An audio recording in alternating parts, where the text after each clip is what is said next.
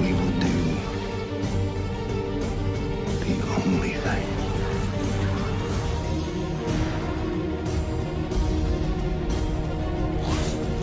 Yes, I am.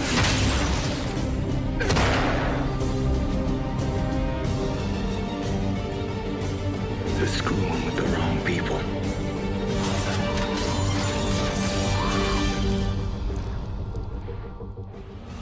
But this isn't gonna be easy. Is it ever?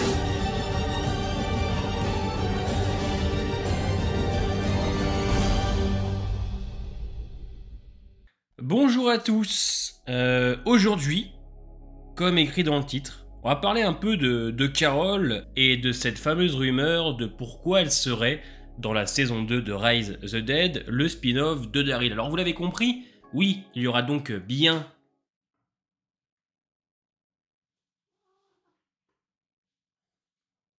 une saison 2 au spin-off de Daryl, hein. Une des personnes concernées l'a annoncé sur Instagram, à savoir qu'ils ont aussi reconduit Maggie et Negan dans Dead City pour une deuxième saison. C'est une jeune actrice qui l'a confirmé pendant une interview, et pour le spin-off de Rick et Michonne, pour l'instant, c'est toujours vendu comme une saison de 6 épisodes.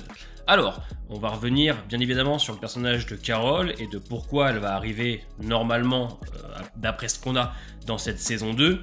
Puisque pour ceux qui se rappellent, de base, Daryl était censé partir avec Carol, hein. Le spin-off devait être un duo, mais l'actrice n'a soi-disant pas pu, puisque c'était compliqué pour elle d'aller en France, et à noter aussi qu'elle a eu un rôle dans une mini-série. Donc elle a dû être occupée, je pense, ces derniers mois. Comme la saison 1 de Daryl, Rise the Dead, s'est terminée il y a quelques semaines, qu'ils ont enchaîné directement à la 2, je pense que maintenant, en termes d'emploi du temps, elle est beaucoup plus libre. Mais avant que je vous explique et que je vous montre pourquoi, à mon avis c'est sûr, on va d'abord revenir sur le personnage de Carol. Alors je n'ai pas préparé la vidéo, ça va être clairement de l'improvisation, c'est spontané, puisque premièrement j'adore Carol, donc je la connais presque par cœur, et parce que j'avais la flemme. Là vous avez vu comment je suis habillé, je me prépare à aller au sport, et je la sens bien là, je la sens putain. Alors, beaucoup de gens à l'heure d'aujourd'hui ne l'apprécie plus, puisque malheureusement c'est un petit peu la culture de l'instant, et on oublie qui a été ce personnage. Alors c'est vrai que dans les dernières saisons, Carol a été clairement l'ombre d'elle-même, c'est-à-dire que l'après Scott Gimple, après que Scott Gimple ait laissé la place à Angela Kang pour récupérer le show, j'ai toujours eu l'impression qu'elle avait eu du mal à s'occuper du personnage de Carol. Alors attention, il y a eu des très bonnes choses, c'est-à-dire que après qu'Alpha ait tué Henry, on s'attendait à un vrai face-à-face entre Alpha et Carol, et finalement ça n'a pas été du tout le cas.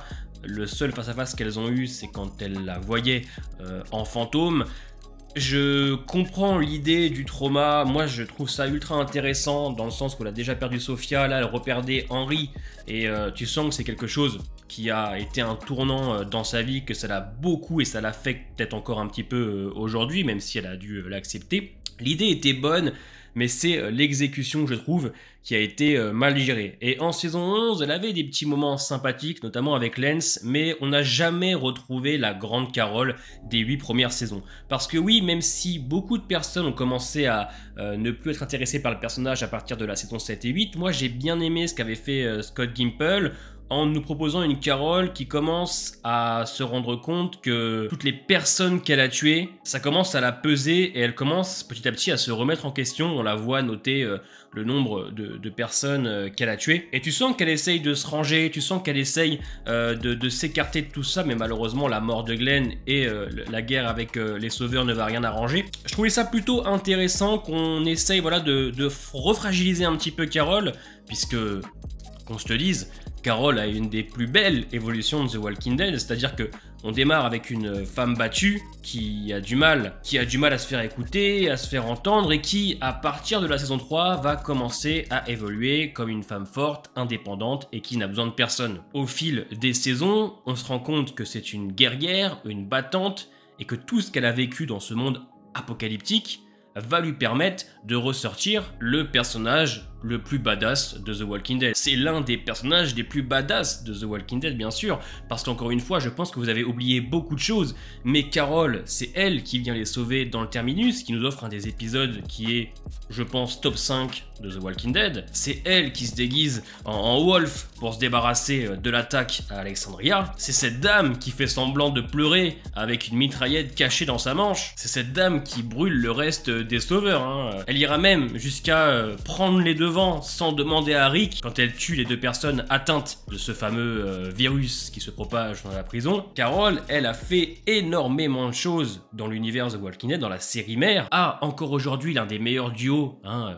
avec Daryl. Cette alchimie, cette amitié qu'ils ont entre les deux qu'on a envie de voir, parce qu'à chaque fois qu'ils sont tous les deux, ça fonctionne, et c'est bien dommage qu'elle s'est retirée, voilà, de cette saison 1. Mais je remercie le ciel de savoir qu'elle est potentiellement de retour dans cette fameuse saison 2 de Raise the Dead. Donc pour moi, oui, Carole Pelletier est l'un des meilleurs personnages en termes d'évolution, en termes d'acting, hein, puisque j'en oublie même de parler, le grand épisode écrit par Scott Gimple, Look at the Flower. Carole a beaucoup d'épisodes marquants et une écriture qui ne fait qu'évoluer de saison en saison, avec même des passages très cultes, hein, comme le coup des cookies en saison 7. C'est pour ça que je vous dis, avec la culture de l'instant, on oublie qui a été Carole Pelletier, mais pour moi, les 8 premières saisons, c'était vraiment un personnage ultra intéressant, très badass. J'ai donc trouvé deux choses intéressantes. On va commencer par nos amis The Walking Dead Universe, que vous connaissez grâce à Twitter et avec qui on fait des lives très souvent. Bon, faut savoir qu'ils ont des sources, d'accord, et des sources qui ont l'air quand même plutôt fiables, puisqu'ils avaient annoncé une saison 2 à Raise the Dead. J'avais été un petit peu dubitatif, et je leur avais dit, attendons quand même, et ça s'est avéré vrai, puisque ça a été confirmé par une des personnes qui bossent sur le projet. Il y a une source, voilà, qui explique que le costume de Carol et la tenue de Sophia étaient présents lors des essayages de saison 1. Alors, compliqué de s'orienter là-dessus, puisqu'on n'est pas censé voir Carol en saison 1. Après, il est peut-être possible d'avoir des passages avec Carol, mais pas en France. Après, quand on sait que la saison 2 a enchaîné directement le tournage après la saison 1, il est fort possible que ce soit une saison de 12 épisodes divisés en deux et que tout soit déjà prêt depuis des mois et que les costumes donc de Sophia et Carol soient là déjà pour la saison 2. C'est plutôt intriguant. Il faut savoir aussi qu'une image est apparue sur internet, sur les réseaux, sur Reddit, un petit peu partout. Alors attention, celle-là, malheureusement, ça peut être du trafiqué, d'accord, on ne sait pas. Mais sur cette image, vous voyez donc écrit le nom de Carol, avec en dessous, je pense, une phrase du style « Où il est ». C'est soi-disant un des scripts de la saison 2, où on voit donc le prénom de Carol poser une question. Généralement, dans les scripts, ça marche comme ça. Il y a les noms des différents personnages et leurs dialogues. Cette image proviendrait sans doute du script de Raise the Dead. Par contre, je préfère être honnête avec vous, ça peut être un gros fake. Tout le monde peut faire une image comme celle-ci, donc ça, c'est à prendre avec des grosses pincettes.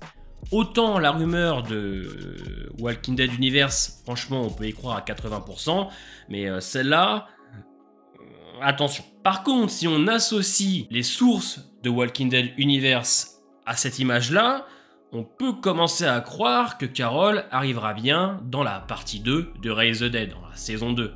Puisque de base, encore une fois je me répète, mais n'oubliez pas que le projet était censé être en duo. D'abord au Nouveau-Mexique, et après les plans ont changé. En plus de ça, rappelez-vous, mais dans le final de The Walking Dead, plusieurs fois on te fait comprendre que Carol et Daryl vont se retrouver. Ce n'est qu'un au revoir. Donc voilà, pour cette petite vidéo d'aujourd'hui, moi je suis honnête avec vous, je pense qu'il est intéressant de revoir Carol, puisque le duo Daryl et Carol a une alchimie folle. Et si on s'amuse, voilà, à rajouter encore un petit peu de profondeur à Daryl et Carol, à leur amitié, ou à tout ce qu'ils ont vécu, pourquoi pas?